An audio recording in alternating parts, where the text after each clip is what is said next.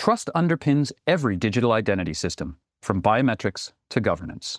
Welcome to the Trust Files from Biometric Update and Velvet, where we share perspectives from industry experts on how organizations are approaching that challenge and what it means for the future.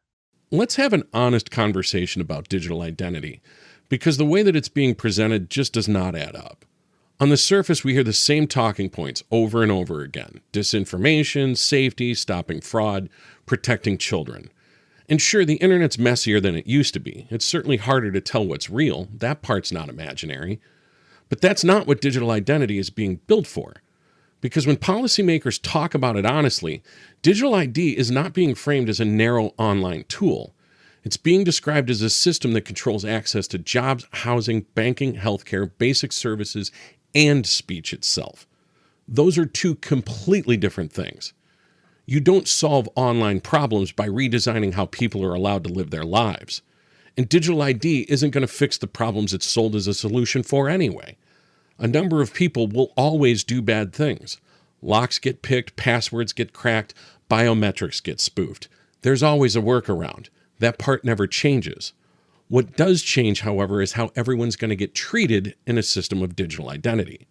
Because once these systems are in place, it's not that you need them to post online, it's that you need them to function in everyday life. At that point, this conversation about trust becomes a conversation about control. And we should be honest about why this keeps getting pushed. Governments want powers they don't currently have. And digital identity makes governing easier, enforcement cheaper, and compliance almost automatic from their perspective. Because when officials look at what China has built, that level of control isn't viewed as a warning, it's admired. In China, access to daily life runs through a digital identity system.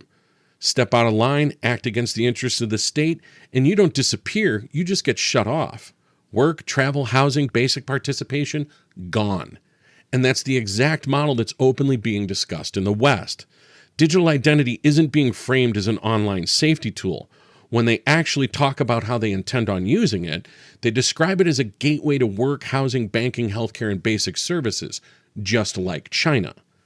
We've seen this before in the West. In East Germany, the danger wasn't one dictator. It was a total surveillance state spread across everyday institutions.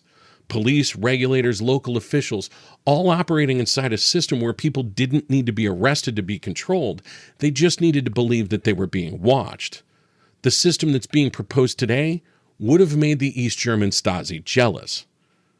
Now, to be clear, there are good people doing serious work in this space, acting in good faith. But more often than not, especially in business, incentives override intentions.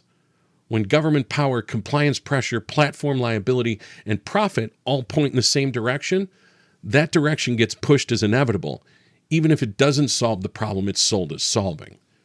And here's the uncomfortable truth. Power like this is irresistible, not just to presidents and prime ministers, but to mayors, regulators, agency heads, police chiefs. No human being is immune to that kind of leverage.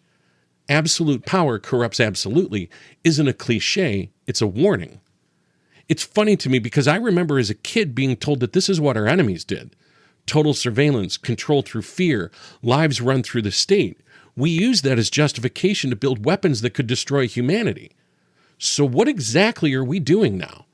Because Western democracies aren't different because they're nicer versions of authoritarianism.